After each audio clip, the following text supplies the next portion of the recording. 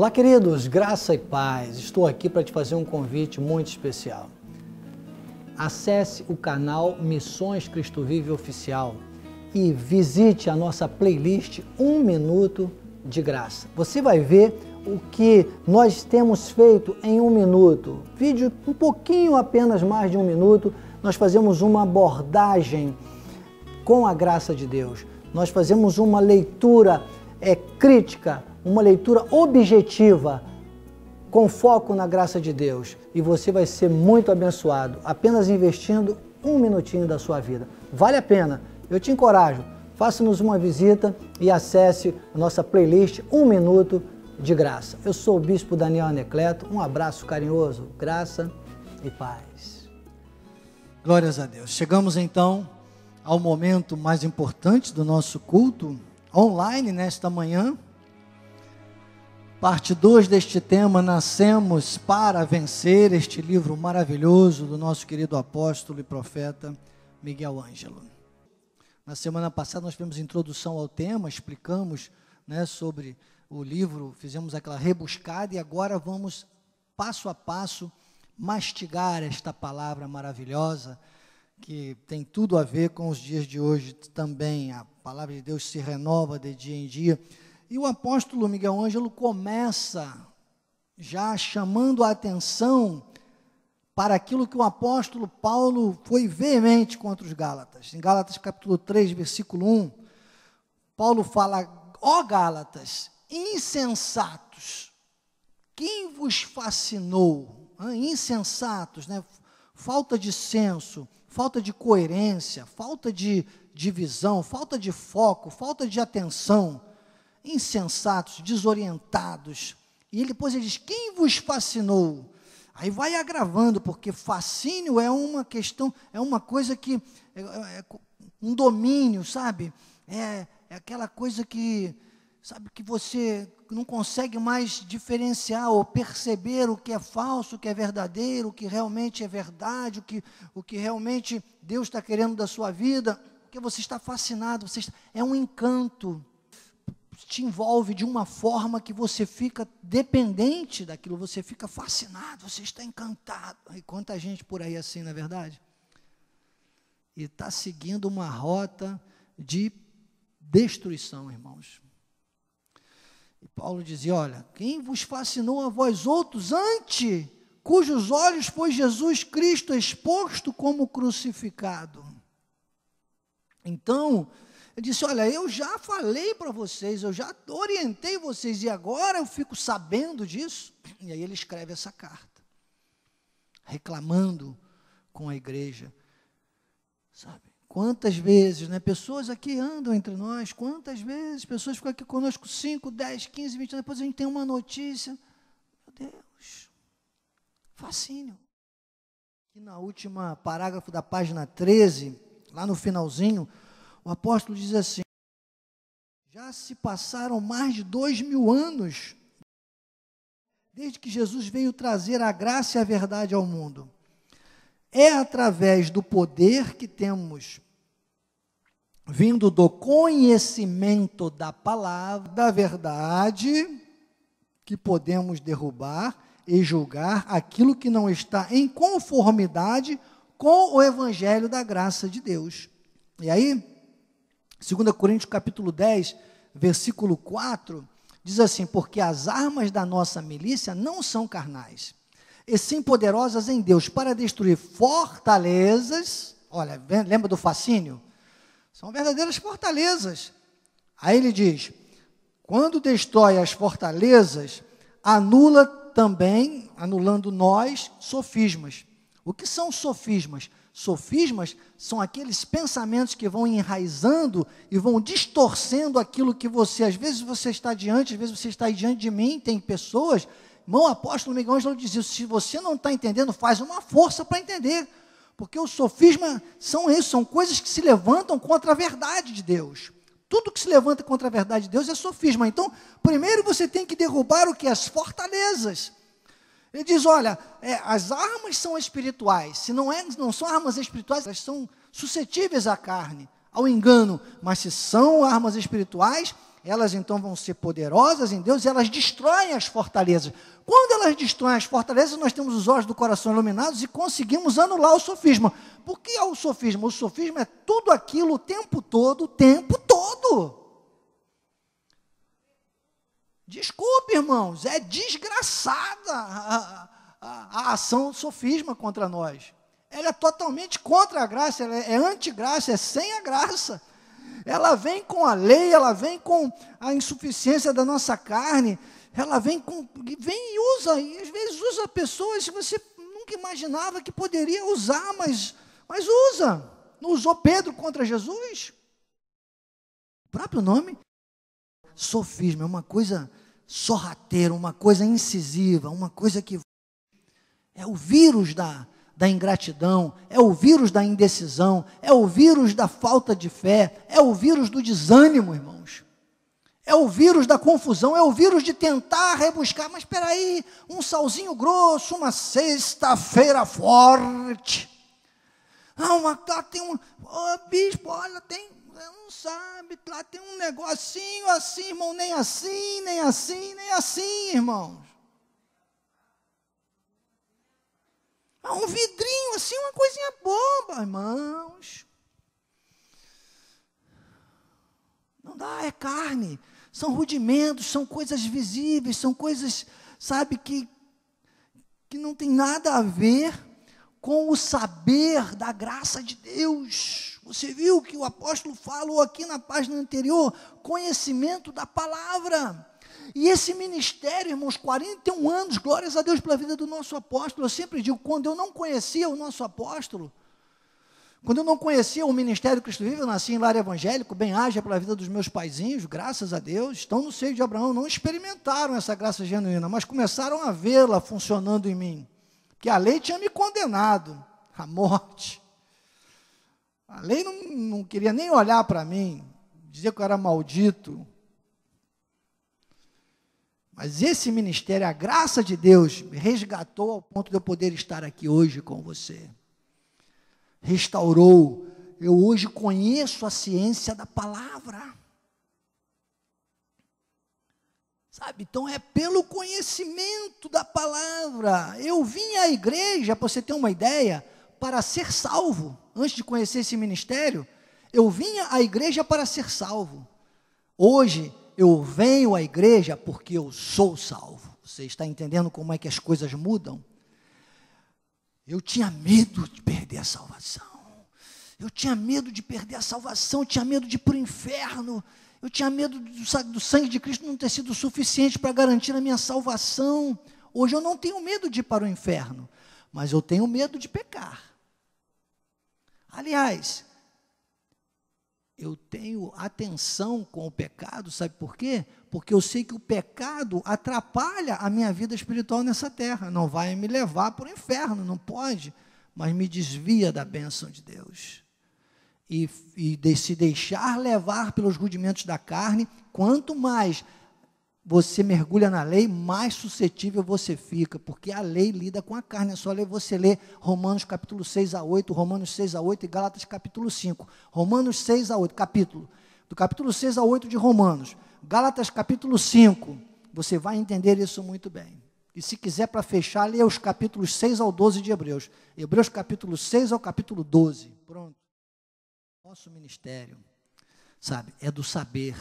Eu passei a saber mais. Quem sabe mais, pode mais. Você tem uma leitura que vai mostrar para você que a coisa agora é totalmente no Espírito. Se a graça de Deus é um ministério do saber, é um ministério da palavra, para eu viver isso, eu tenho que saber, irmão, você não pode parar mais, você não pode desistir, não se desligue. Olha, Jefferson, eu sei que você vai assistir, filho do Dr. Gessé, tem se alimentado. Bispo, eu quero aprender. Amém, eis-me aqui. Seu pai sempre me considerou assim. E glórias a Deus porque você hoje já enxergou esse chamado de mestre na minha vida. Siga, meu filho, não desista nunca. Porque quem conhece mais, sabe mais. Quem sabe mais, pode mais. Olha, isso aqui é uma grande verdade que não pode falhar nas nossas vidas. O profeta Oséias disse, conheçamos e prossigamos em conhecer. O apóstolo Pedro disse antes, crescei na graça e no conhecimento. Então, a gente não pode mais parar nessa busca desenfreada pela fé, por entender como opera essa fé. João 8,32 diz, e conhecereis a verdade, e a verdade vos, o que libertará. Então pode mais, você se sente livre, nada te prende, nada te domina, nada te controla. Tem gente aí pela internet que está sendo controlado pelas mídias. Que bom que você correu para cá, meu irmão, que bom. E se você sabe de alguém que não tem nem assistido a escola de capacitação, porque essa hora está lá assistindo a escola de maldição, sejam eles pregadores da lei, ou sejam eles as mídias sensacionalistas, diga, não, meu irmão, sai da escola da maldição e vem para a escola de capacitação às terças-feiras. Ajude, irmãos. Nós temos um trabalho muito grande, nós temos um trabalho muito forte. Só a verdade liberta. Quando Paulo começa a sua carta, lá em Gálatas, no capítulo 1, ele começa de uma maneira forte. Ele diz, admira-me. É uma puxada mesmo de orelha. Ele diz, admira-me. Estejais passando tão depressa daquele que vos chamou na graça de Cristo para outro evangelho. Depois ele continua. Ele diz, o qual não é outro, senão que há alguns que vos perturbam e querem perverter o evangelho de Cristo. Entendam, não há outro evangelho.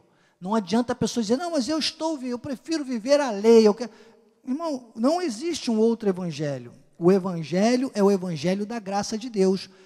Não se vive o cristianismo na sua essência sem viver as 14 epístolas. Ah, bispo, e essas pessoas vão para o inferno? Claro que não, porque a base principal que é Cristo, se a pessoa é cristã de coração, mas ainda não teve os olhos do coração iluminados, ok, vai ser salvo como pelo fogo, mas nós temos um grande trabalho a fazer, porque nós temos que ajudar essas pessoas, porque um número certo de pessoas que vão ter que confessar essa graça, isso vai ter que acontecer, isso é plano de Deus, é projeto de Deus, e nós temos que dar glórias a Deus, porque nós já entendemos, e prestar atenção, porque a lei o tempo todo tenta arrastar. Quanto menos pessoas entenderem isso que nós entendemos, é melhor para o diabo, acredite. Ele não sabe quem são os dele. Quanto mais ele puder perturbar, João 10,10 diz que ele vem para roubar, matar e destruir. O trabalho dele é esse mesmo. Entende? Então, Paulo, ele fala, olha, alguns que querem perverter, sabe? Não há outro. Eles pervertem o evangelho de Cristo. São pessoas que estão presas à lei e nos cobram, querem que nós sigamos a lei. Às vezes eles são até mais, e nós até erramos, porque às vezes eles são mais incomodados conosco do que nós com eles. Nós temos que nos incomodar mais com eles. Nós temos que bater o pé, irmão, bater o pé e dizer, pera aí, calma aí, comigo não. Mas vamos lá, é uma cerimônia de batismo. Desculpe, não vou, irmãos, não vou. Não há outro, eles querem perverter, nem sabem voluntariamente, porque a lei vai, avulta a carne e tal, e vai naquele vamos, e agora está cheio de gente aí preso, cheio de gente com medo, cheio de gente aí, olha, não sabe o que fazer, não sabe o que falar, não sabe como se posicionar diante desse momento. Versículo 8, mas ainda que nós, ou mesmo um anjo vindo do céu, vos pregue evangelho que vá além do que temos pregado, seja anátema, ou seja reconhecido como alguém que está sob a maldição da lei, que está debaixo de maldição, que está vivendo antes do sacrifício de Cristo. Gálatas no capítulo 2, versículo 4, ele diz, isto por causa dos falsos irmãos que se entremeteram com o fim de espreitar a nossa liberdade que temos em Cristo Jesus e reduzir-nos à escravidão. O apóstolo Miguel Ângelo diz aqui na página 16, o evangelho que não é da graça perturba, porque ele não tem a aprovação de Deus para os nossos dias.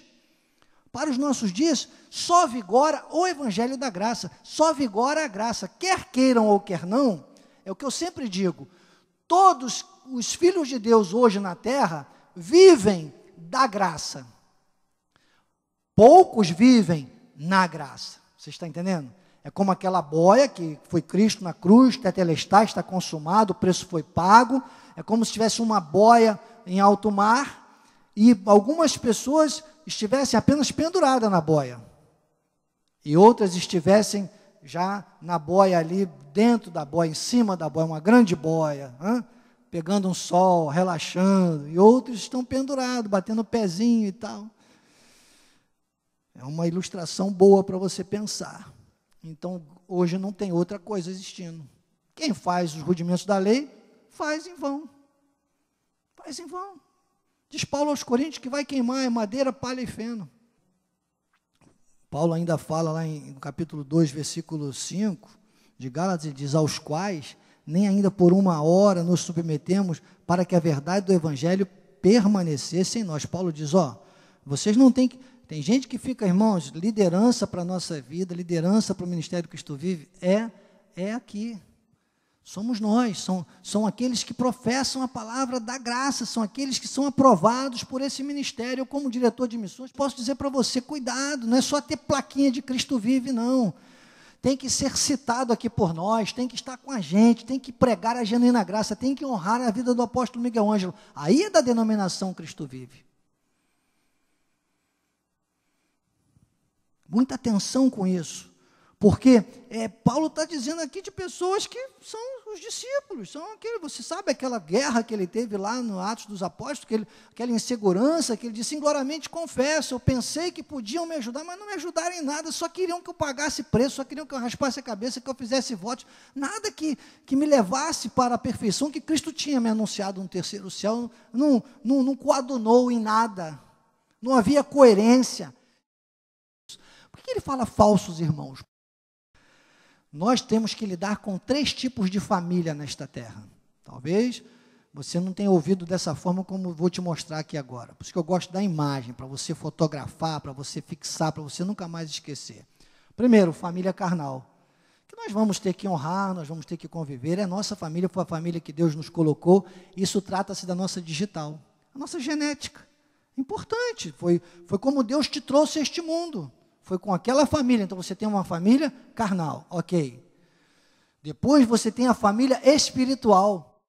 Quem é a família espiritual? Todos os eleitos, todos os salvos, todos aqueles que têm como base, quando Paulo falou aos Coríntios, que ele disse, olha, a base é Cristo, agora vê como é que você vai lançar, sobre essa base, como você vai edificar.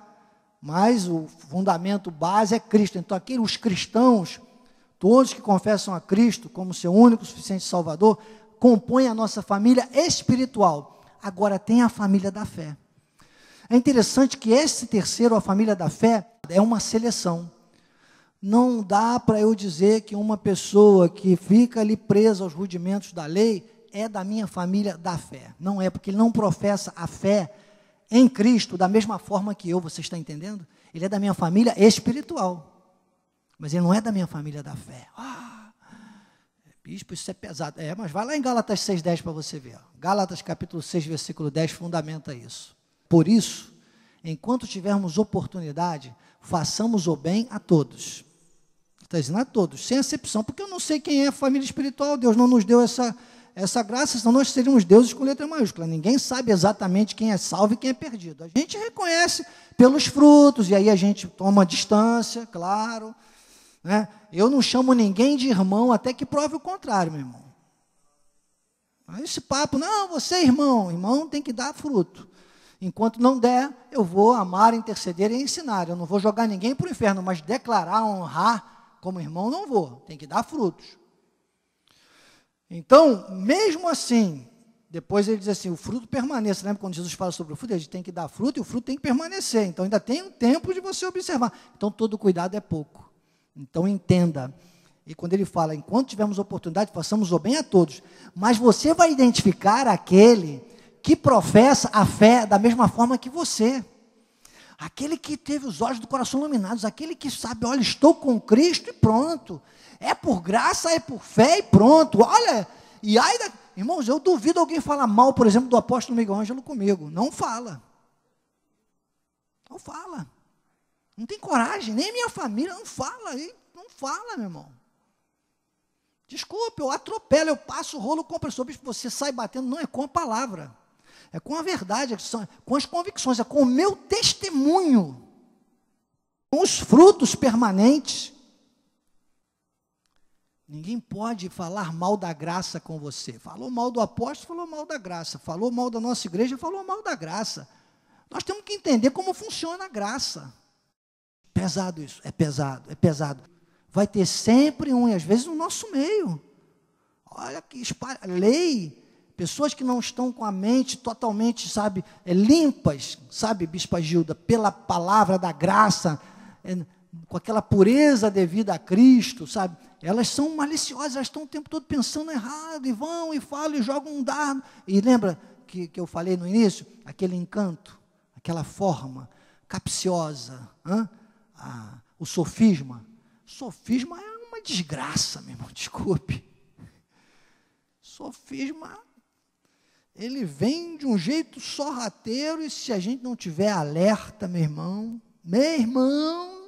diz o meu querido amigo bispo nacional, meu irmão, então Tito capítulo 1, versículo 9, nos diz, olha que conselho, apegado à palavra fiel, que é segundo a doutrina, de modo que tenha poder, tanto para exortar pelo reto ensino, como para convencer os que a contradizem.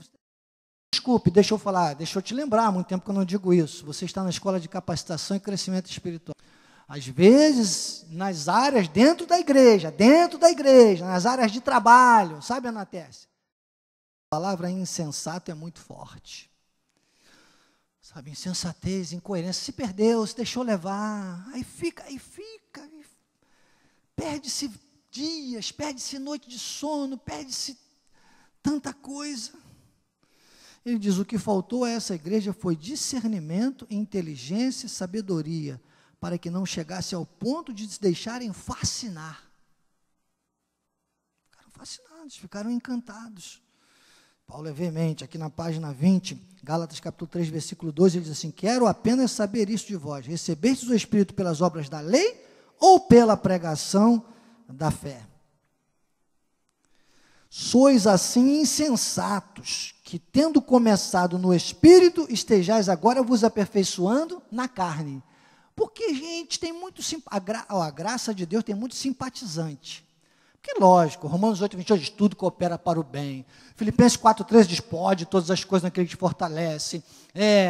Vamos lá, outra aí que o pessoal gosta muito. 2 Coríntios 2, 9, nem olhos viram, nem ouvidos ouviram, mas penetrou no coração humano, que Deus tem para aqueles que o amam, e tal. Então, a graça, ela é simpatizante, assim, logo como palavra de efeito, a pessoa... Só que tem uma separação muito grande, tem uma seleção, irmãos, que é espiritual. Não é, bispo, você torce contra alguém, não torço, eu fico triste, eu não me alegro quando ninguém cai. Mas muitas vezes eu digo para minha esposa, eu falo, esse futuro aí, se continuar assim, é previsível. Quanto mais a gente vai crescendo, como Paulo disse a Tito, mais você vai tendo essa visão. Sabe, é terrível. Então Paulo diz, agora você acha que vai se aperfeiçoar na carne? Não dá para misturar carne com graça não, irmãos. Graça é espírito, diga, graça é espírito. Carne é lei, não dá para misturar. Então, pense comigo, não é só acreditar, sabe? Você pode todas as coisas, eu posso todas as coisas. Não, tudo coopera. Romanos 8, 28 diz que tudo coopera. Ainda faz umas poses assim, né? Tudo coopera. Tudo coopera. Eu digo, aí é que mora o perigo. Deus está no controle. Deus está no controle? Então presta atenção, meu irmão. Para de se espernear, porque Deus está no controle, vai quebrar as pernas. Bispo, por isso que tem pouca gente às vezes que aguenta, né? Eu sei, Deus já me falou que eu seria insuportável que eles não suportassem essa doutrina. Entre o acreditar e o acontecer está o praticar. Graça é prática, purinha, só se exerce na prática. Graça não funciona na teoria. Graça é colocar de fato em prática o que você ouve de Deus. São Romanos 14, 12. Romanos 14, 12 diz assim: cada um, pois, dará contas de si mesmo a Deus. Então é pessoal, é personalíssimo. Essa ação do Espírito Santo é personalíssimo. Você não pode fazer pelo outro. Então, entre o acreditar e o acontecer, está o praticar. A partir de hoje você vai dizer assim: se está na Bíblia, eu creio e pratico. Gálatas capítulo 6, versículo 7, fundamenta isso. Não vos enganeis, tem muita gente enganada por aí. Muita gente aí pensando que é o bam e está só se enganando, porque não está semeando, né, corretamente, não está se envolvendo, não está praticando, não está verbalizando, fica só na teoria, muita teoria e nenhuma prática. Desculpe os termos que eu uso aqui às vezes, é coisa de mineiro, né? Vai dar com os burros na água. Não vos enganeis, de Deus não se zomba, é prática. Prática, prática, aquilo que o homem semear. Irmão, faça o bem, é o legado, é o bem. O nosso legado é fazer o bem. Pode descuidar disso aqui. Filipenses, capítulo 3, versículos 12 a 15, olha só.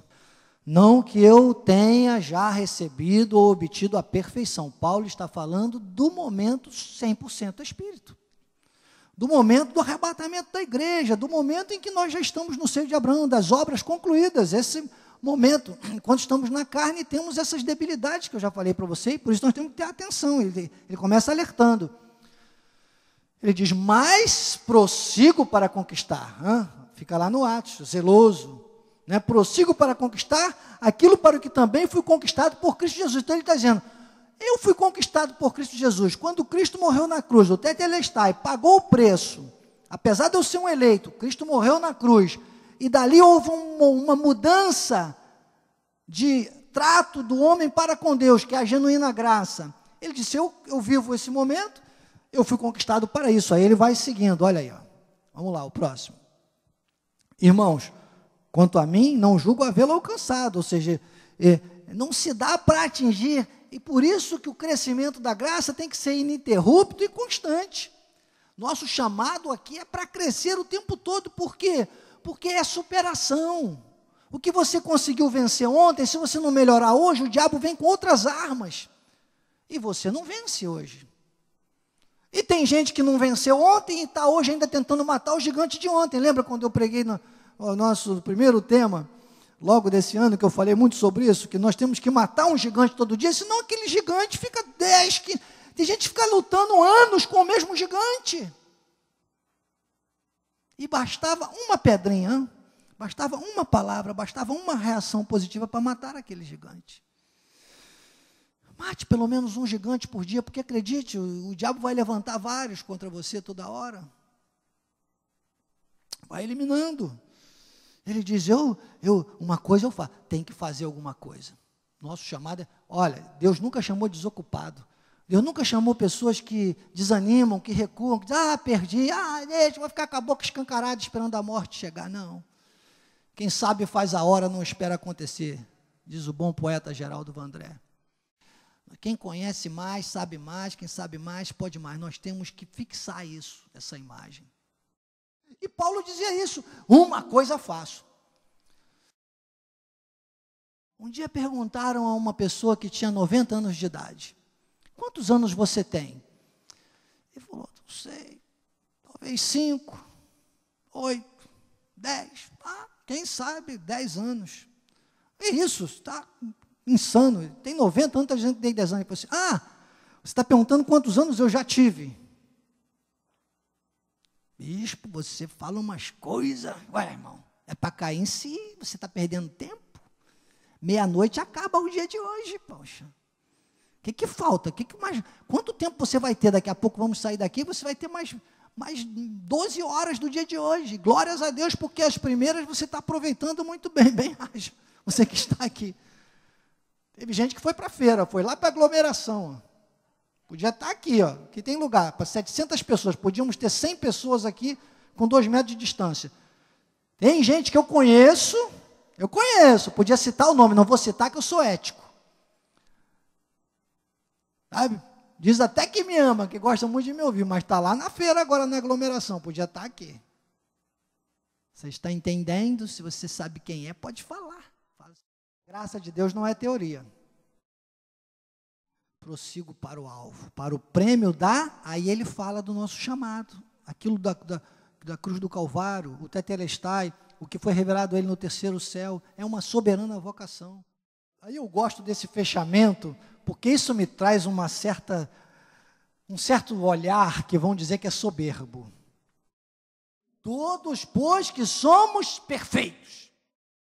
E se porventura pensar de outro modo, também isso Deus vos esclarecerá. E diz, olha, problema, não posso fazer nada por quem não quiser aceitar. Mas quem quiser, vem comigo.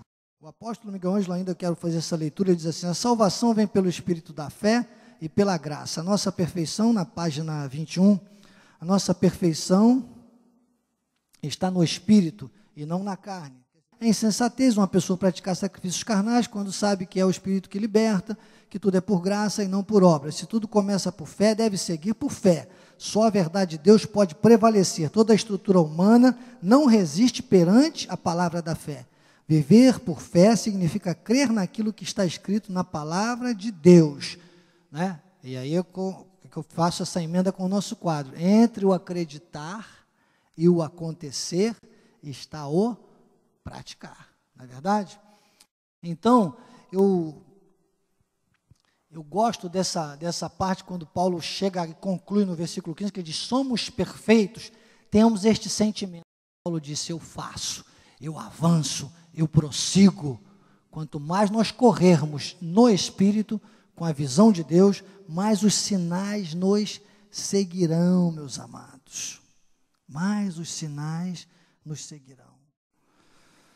Gálatas capítulo 3, versículo 6, diz assim, é o caso de Abraão, que creu em Deus e isto lhe foi imputado para a justiça.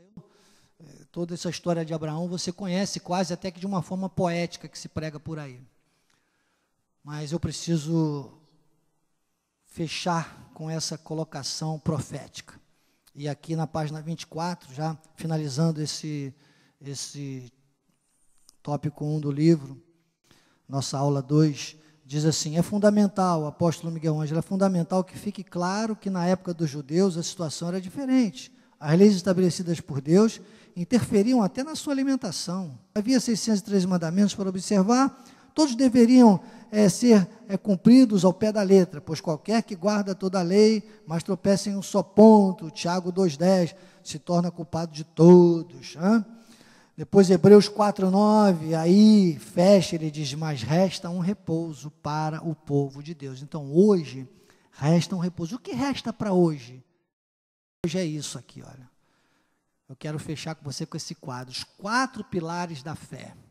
Entenda que a fé precisa estar apoiada nesses 4 pilares. Hoje, de madrugada, Deus me despertava, porque eu ainda não tinha o versículo, Deus me colocou de frente com o texto. Está aí, os 4 pilares da fé. Confiança, esperança, perseverança, segurança.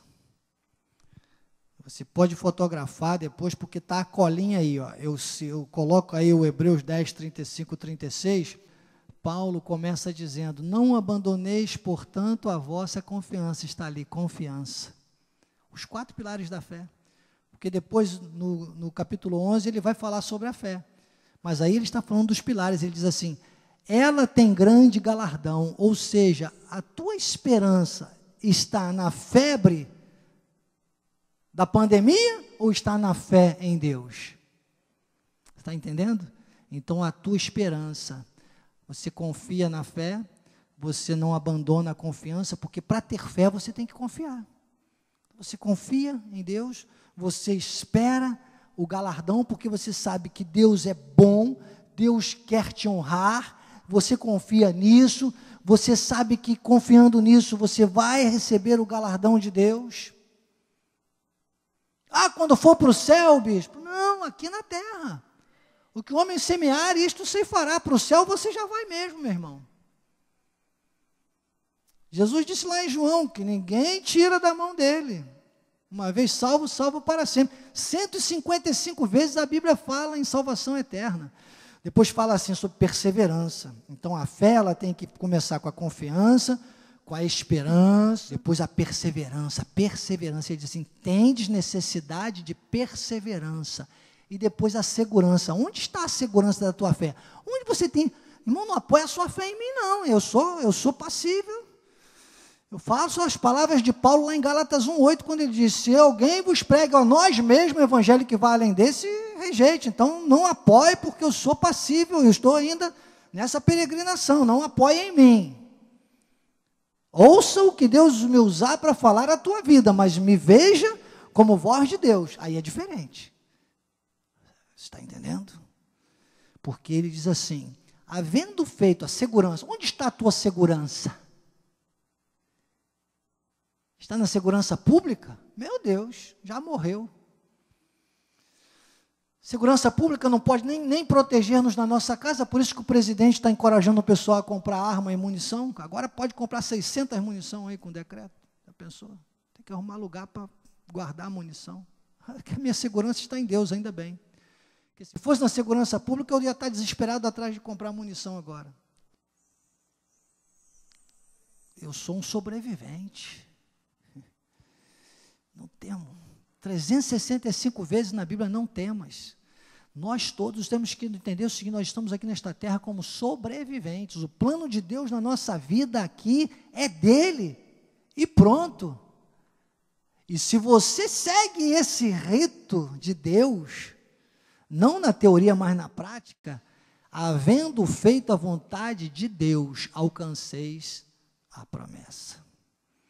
Então aí estão os 4 pilares da fé, que eu fecho com o texto que o apóstolo fecha aqui na página 24, Romanos capítulo 11, versículo 6. Se é pela graça, já não é pelas obras.